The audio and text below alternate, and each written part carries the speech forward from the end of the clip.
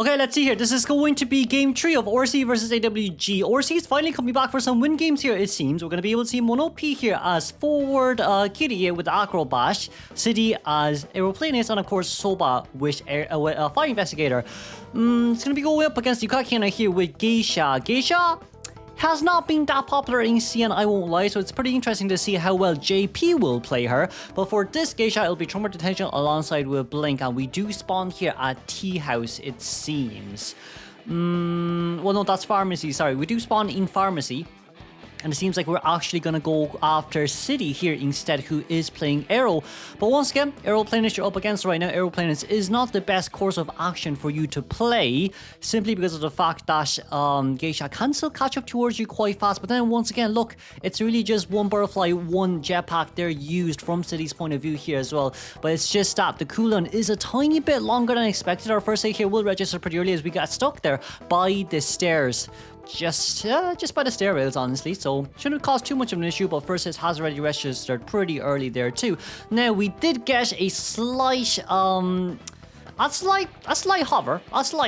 say, but even with this in mind, we're gonna have to see here how well Soba supports for this one. For Yukakina, you could still potentially speaking walk past that without hitting it, so I would say right for Soba. Ooh, that's a very nice dash. I would say more or less for City there, missed time, very badly missed time there. But it will be Trauma Detention here alongside with Claustrophobia, it seems, Berserker and Mischievous. Yes, that's Mischievous for the forward. So right now what matters the most is, okay, how are we going to aim for a tie for this game? Because if we can aim for a tie, that's all really what matters the most. Yukakina's early game is really good, but also at the same time, look, it is still Aeroplanist we're talking about right now. And all items have been used. There's only one flywheel left. Do we really want to rescue here? No. Selling against the Geisha is always, I would say, always the most viable option. But now for Yukakina, we do see a Cypher Machine not shake anymore. It was the forward Cypher Machine. He's going to start running towards the chair now. I do not think a rescue really is necessary here. Our Cypher Machines are just a little bit too slow. Unless Foro wants to go for the full ball rescue, then fair enough. But the only issue you're going to face off with is, what if it's an Excitement Geisha? So from a Survivor side, there's way too many things we have to keep in mind right now. If it's Excitement Geisha, we're screwed. If it's Blink Geisha, if we can get Blink out, that will be great. But once again, it's going to be pretty hard here to play around. It's up to Fire Investigator here to actually rescue. Can we get no damage? We did manage to get no damage right there, and that's going to be a body block. Very nicely done. And of course, that will be... I think that's a quarter... No, that's a half a ball of a stun. Okay, that's quite a lot of stun, but once again, we do have Nostalgic, so the Survivor highlight has been... The Survivor has been highlighted, excuse me, for quite a bit of time. And now... could not really stop the dash there, but what I would say is probably would have been better if we flied up into Air Whistle Departure just to try catch down the City there ASAP. Now this is once again Aeroplanist, no items left, but because of that half of ball stun, now we know why forward is still just so annoying. We managed to get that flywheel out, but even with that flywheel, hold on a second, there's a pallet upstairs and the blink has been forced out. Oh, we didn't break the pallet. Oh, we didn't break the pallet, and that's 3.5 Cypher Machines done. Within the blink of an eye, that's 3.5 Cypher Machines done. Before the rescue, right? Before the rescue, it was 1.5 Cypher. Now it's 3.5 Cypher Machines. And this rebound kite from City, no items left.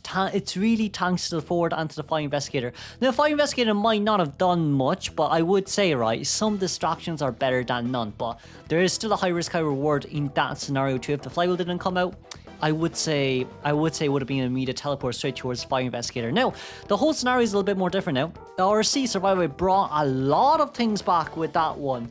And now it's up to Kiria to contain our new container for RC. Ooh, it might be a little bit harder here to play around. I would say, right, for Kiria, best case scenario is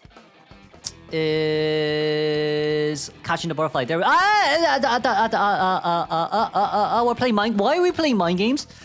Oh wait. Okay, now we realize that there's no point in playing mind games. Never mind. I forgot that Kiria didn't really show that whether he had knee-jerk reflex or not. This is Yukakina's first time chasing after the Acrobat. So fair enough. But now cheating targets doesn't really mean much anymore for the survivors. We do see you as well, right? Acrobat opening a new Cypher Machine. There's going to be one airbag dismantled by Yukakina. Well, I would like the terminology I like to use is stab. But then, oh well. Stomp. You know what? Stomping on ball sounds a bit more realistic, but That's batter's balls. So there we go with that one. Okay, hello Soba. Soba is the fine investigator right now. We've one airbag left. There is no blink, but there is a dash in like 2 seconds.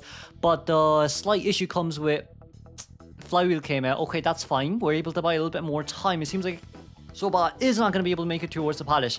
And now, is our forward nearby? Forward is not nearby, but forward does have a perfume, so he's got to bring that half a bottle of perfume towards himself. Now, forward's the only one who can actually carry items in this team. Acrobat with his balls, and of course, Fly Investigator with his balls.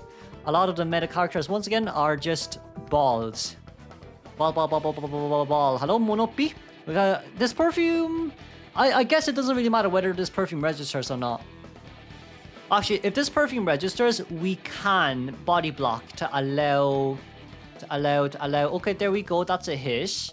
Now we're going to be able to allow Sobat to rotate towards a bit of a better containment area. Now, for those of you who might say, hey, but Kudo, it doesn't really matter because of Tide. It does matter. Because if the red circle was popped out right there, like, Sobak's going to have a really hard time waiting for a Cypher machine pop. Especially with the fact that Geisha did have butterflies there as well. So now it's a little bit more different. We do see an airbag. Airbag allows us to push us away. But sadly, there's no pallets nearby. So we're trying to cut corners here as much as possible.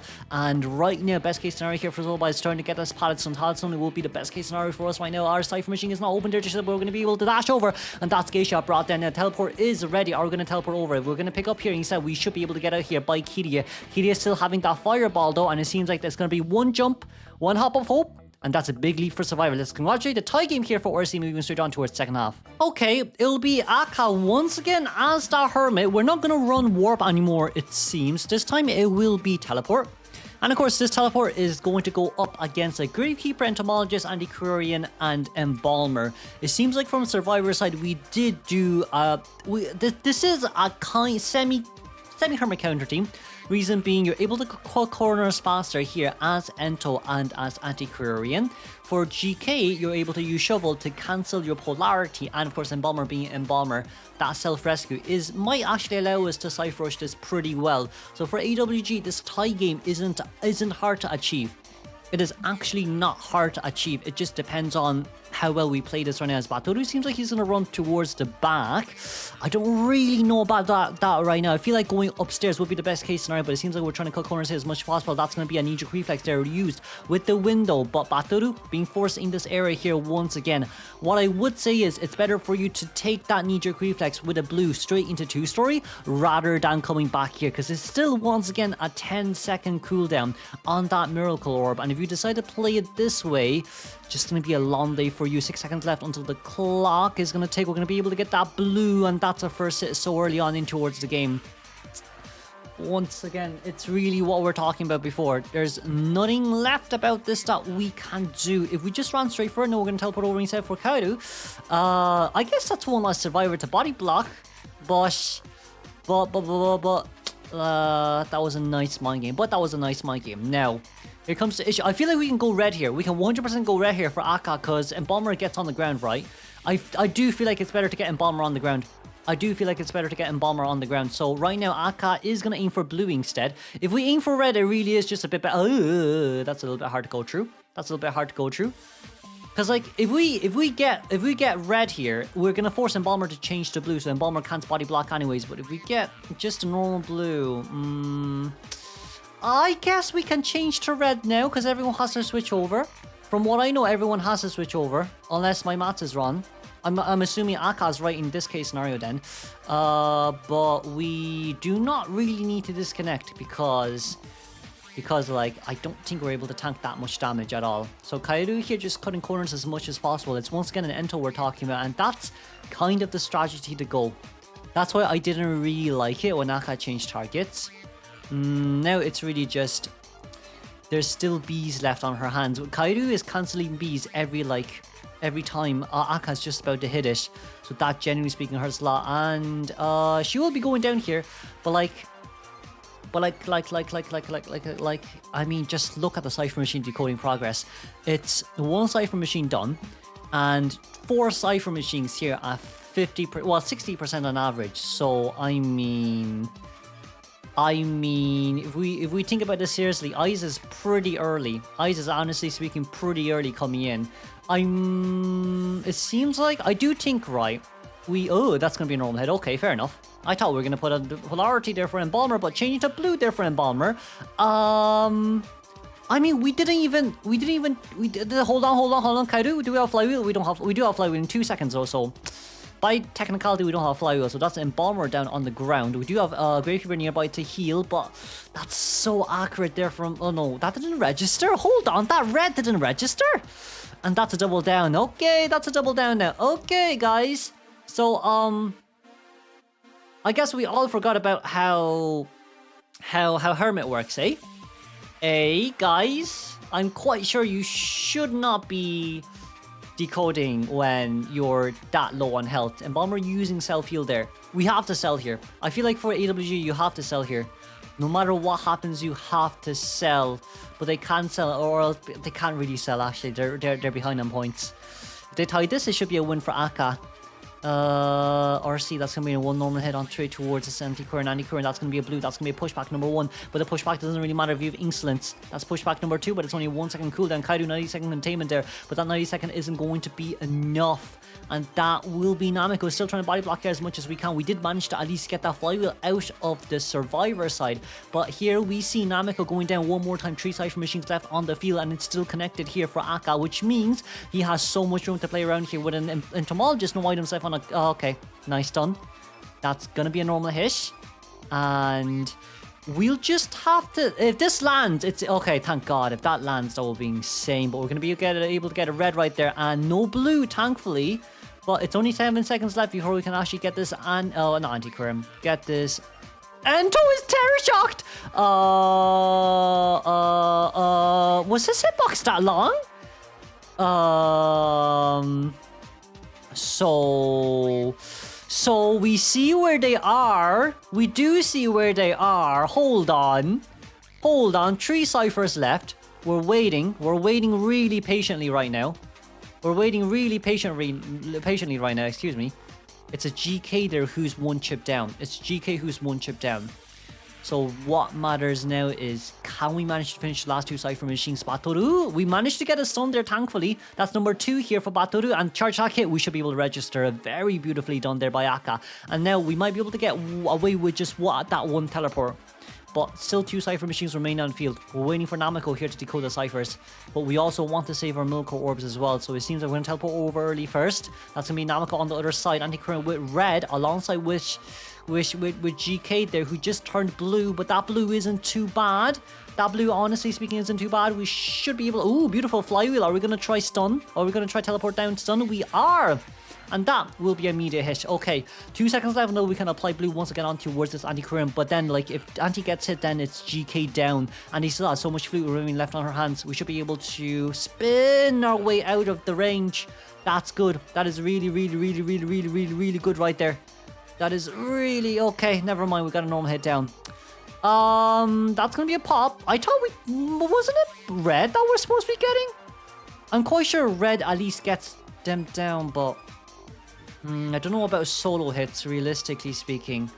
Now we're kind of just waiting around as much as we can, but that's an Embalmer on the other side of the map. I'm quite sure if this is a tie game, it should be an RC win, so Akka isn't too worried. We just want to guarantee the tie game. We really just want to guarantee the tie game. So now we just have to wait. We really have to wait. Can we get a Sunday on towards Anti? Anti did not get stunned, if we see on the bottom left, so no stun coming out from Anti. Anti decodes the slowest, and Batoru will be able to make his way out towards the other side. Now, once again, and Anti-current just decodes way too slow. Hey, that's going to be a beautiful flywheel. Okay, good. We're able to drop down here, but it seems like for Akka, we might actually have to teleport down if that's the case. Oh, hey, that lands. That's going to be a normal hit. Ooh, okay. We might teleport over. And this should allow us to get out. But then it seems like Akka is still trying to... Hold on, does it get the point system run? Does Akka lose here? Well, I mean, it's a tie game. It is a tie game. Oy, that's not a stun. We needed a red. But that will be a 3-man escape here from AWG, it seems. Let's congratulate AWG for winning. Moving on.